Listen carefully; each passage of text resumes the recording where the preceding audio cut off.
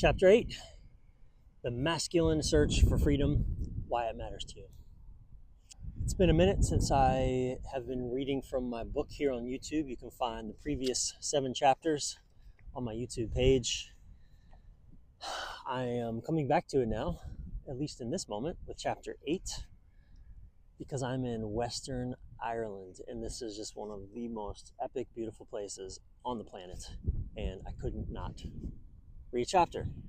And especially this chapter, the masculine search for freedom. Do you understand that I come to Western Ireland, to this place where there is no demand on me whatsoever? I feel so free out here, but it has its traps. Anyway, let me begin. Ignorance of the masculine and feminine energies at play in our intimate relationships, straight or otherwise, can wreak utter havoc. Many years ago, my life changed dramatically when author David Deida taught me that the masculine nature in any man or woman is always seeking freedom.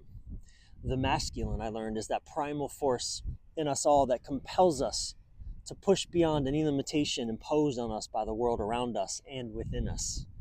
It's that onward urge that makes us create airplanes and rockets to break the heavy bonds of gravity so we can travel freely throughout the heavens.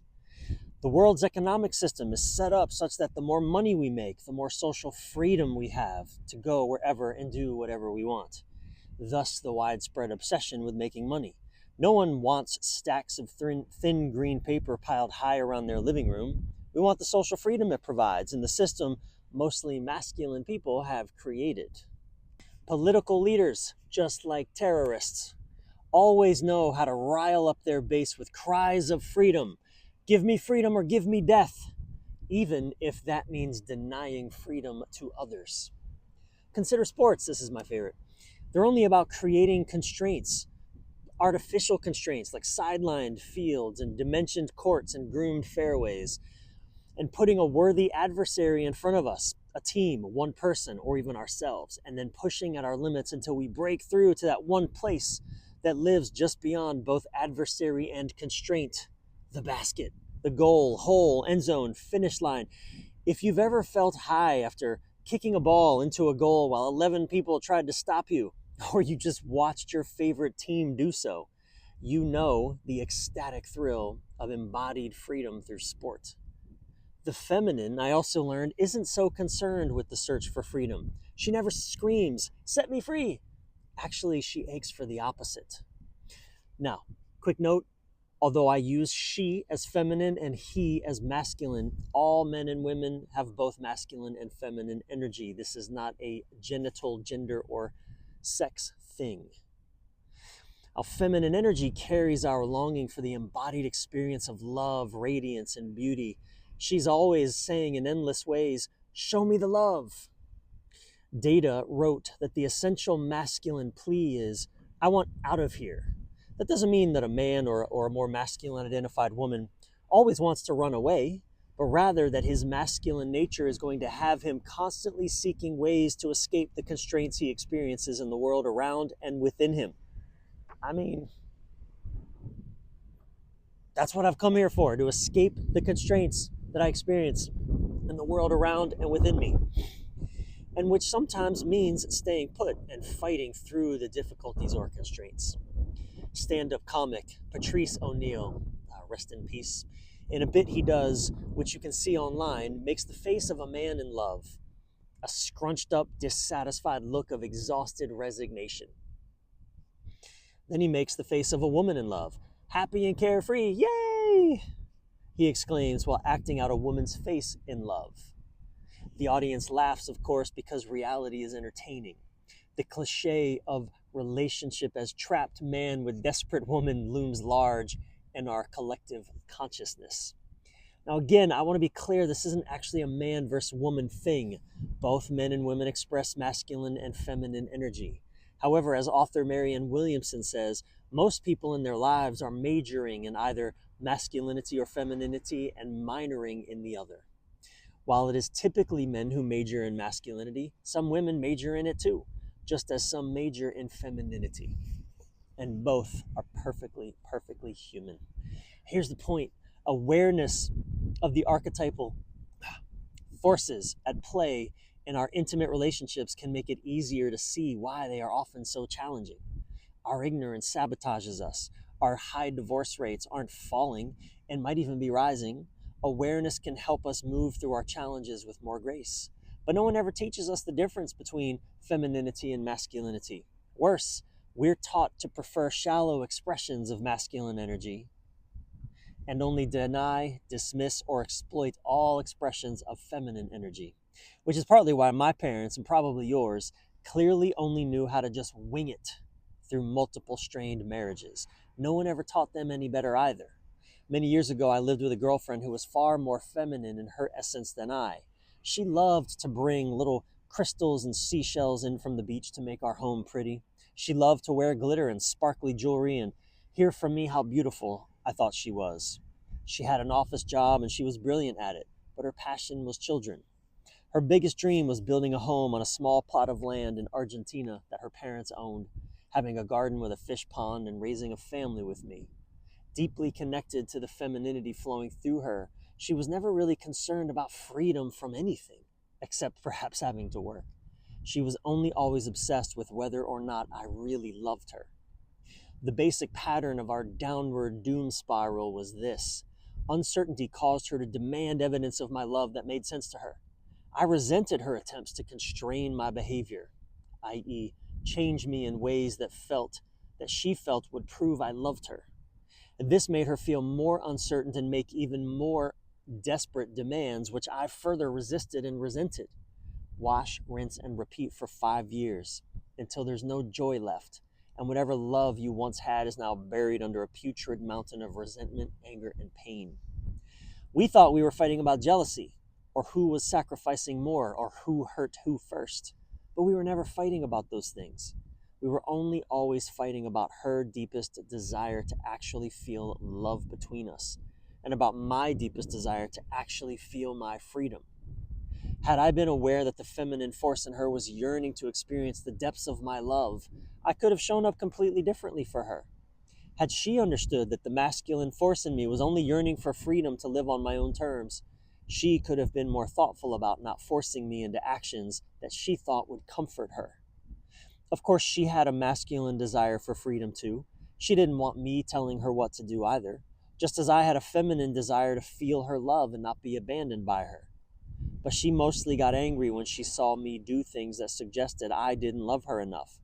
I mostly got angry when I felt she would never let me be who I freely wanted to be. In any intimate relationship, whether between a man and a woman, or two women or two men, where that tingly electricity flows that we also deeply crave, the archetypal energies of masculine and feminine are at play. Like the opposite poles of a powerful magnet, these forces can draw us inexorably, mysteriously, irresistibly, ecstatically towards each other. But if we don't recognize the different melodies and rhythms inherent in each of their unique expressions, we will only experience a mad cacophony in their clashing that will eventually exhaust us and have us begging for silence.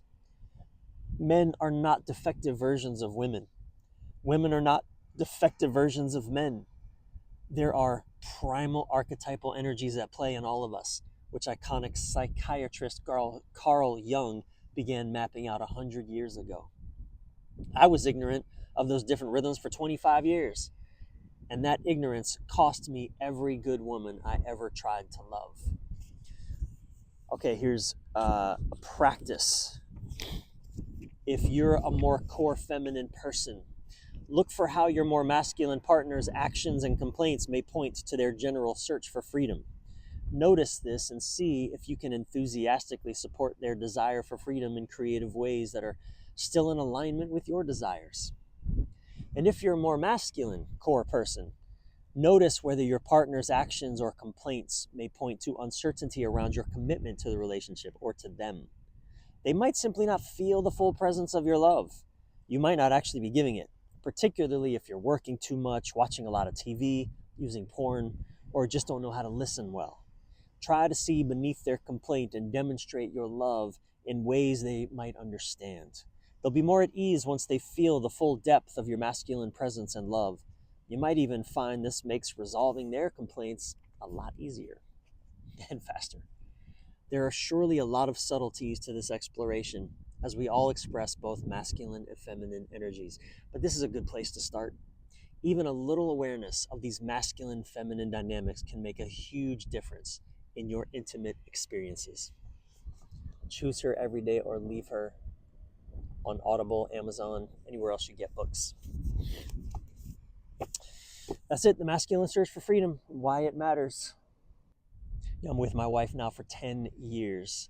And while that is not the only, certainly not the only map, the only skills that she and I use in interacting with each other, it is by far one of the most important awarenesses that she and I both carry, that her longing to not just know intellectually that we're connected, but to feel connection in her bones.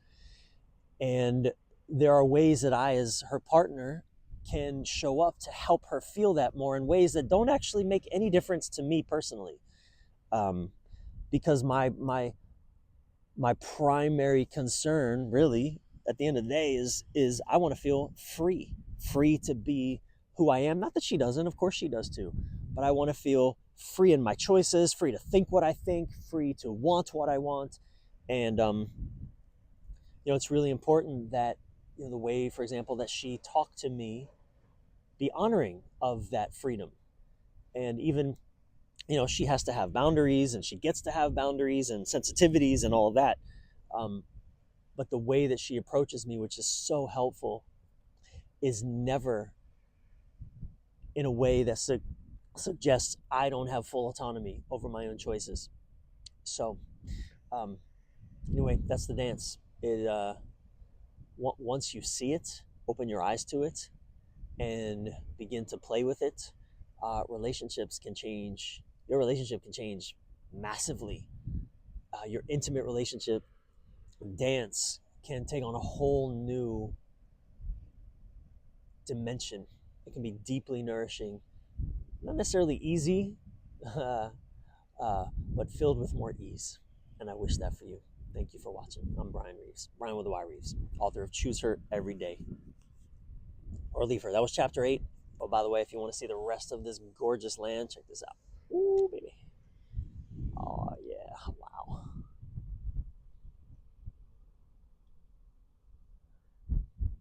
Right? I'm telling you. This is about as good as it gets. Nothing but me, the birds, some cows and sheep out there somewhere in the ocean, the sun. Lovely.